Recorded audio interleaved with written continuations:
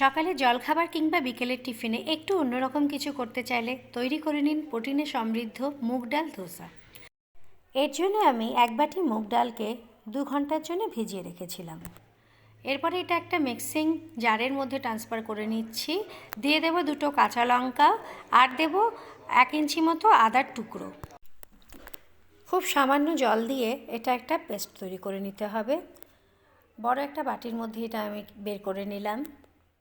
অল্প একটু জল দিয়ে জারটা ধুয়ে দিয়ে দিলাম। খুব ভালো করে ফেটিয়ে নিতে হবে। এটা একটু গাঢ় আছে, এখন আমি আরেকটু জলের মধ্যে অ্যাড করব। অল্প একটু নুন এবং সামান্য হলুদ গুঁড়ো দিয়ে দিলাম। এটাকে আবারও খুব ভালো করে মিলিয়ে নিতে হবে। দেখুন ব্যাটারটা আপনারা দেখে নিশ্চয়ই বুঝতে পারছেন কতটা গাঢ় বা পাতলা হবে। আমি কিছু ভেজিটেবল নিয়ে নিয়েছি, লম্বা লম্বা করে কেটেছি গাজর, ক্যাপসিকাম আর অল্প একটু বিটরুট। এর মধ্যে সামান্য বিট লবণ দিয়ে দিলাম, অল্প একটু চিলি ফ্লেক্স এবং টেস্টটা আরও এনহান্স করার জন্য অরিগানো দিয়ে একটুখানি মাখিয়ে এটাকে রেখে নেব। একটা ননস্টিক তাওয়া নিয়ে নিচ্ছি, খুব সামান্য তেল দিয়ে এটাকে একটু চারিদিকে তেলটা করে নিলাম।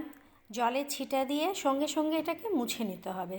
এটা তাওয়াটা খুব গরম অবস্থায় করতে হবে। এরপর 1 হাতা ব্যাটার দিয়ে যেভাবে আমরা ধোসা করি সেভাবে এটাকে ছড়িয়ে দেব। গ্যাসের ফ্লেমটা একটু মিডিয়ামে রেখে এটা করতে হবে। কিছুক্ষণ বাদে সাইডে অল্প অল্প তেল দিয়ে দেব, খুব বেশি তেলের কিন্তু দরকার পড়ে না।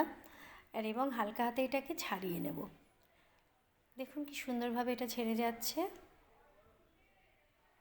এরপরে আমি যে ভেজিটেবলগুলো রেখেছিলাম সেটা ওপর থেকে দিয়ে দিলাম। এই পুরটা আপনারা পছন্দের অনুযায়ী দিতে পারেন, এতে পনিরও দেওয়া যেতে পারে। এটাকে এবার ফোল্ড করে নেব। তৈরি হয়ে গেল মুগ ডালের ধোসা। ভীষণই কম তেলে এটা তৈরি হয় বলে ভীষণ হেলদি হয়। এটা আমি প্লেটের মধ্যে বার করে আমি আরও একটা করে দেখাচ্ছি আপনাদের।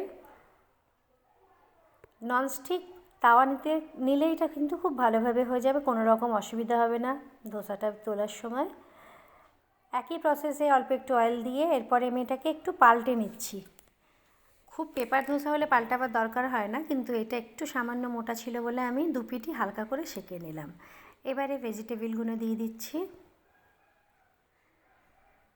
আর এটা তৈরি করলে বাচ্চাদের কিন্তু ভেজিটেবলও খাওয়ানো হবে, ওরা এমনিতে সাধারণত এগুলো খেতে চায় না। আবারও ফোল্ড করে নিলাম।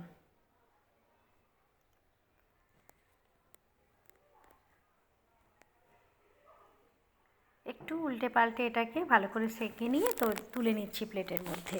আপনারা আপনাদের পছন্দ অনুযায়ী ডিপ কিংবা চাটনি সসের সাথে এটা সার্ভ করতে পারেন। আমি আজকে এটা টমেটো কেচাপের সাথে সার্ভ করলাম। খুব তাড়া থাকলে এটা কিন্তু খুব তাড়াতাড়ি তৈরি করে নিতে পারেন। টুকরো করে এটাকেও আমি প্লেটের মধ্যে বার করে নিলে, এভাবে টুকরো করে দিলে বাচ্চাদের খেতে কিন্তু খুব সুবিধা হবে। দেখলেন তো কত সহজে হয়ে গেল একটা একদম অন্যরকম রেসিপি। ব্রেকফাস্ট কিংবা লাঞ্চে আপনারা তৈরি করবেন। আর ভিডিওটা সম্পূর্ণ দেখার জন্য অনেক ধন্যবাদ। সকলে খুব ভালো থাকবেন, সুস্থ থাকবেন। দেখা হবে আরও একটা ভিডিওতে।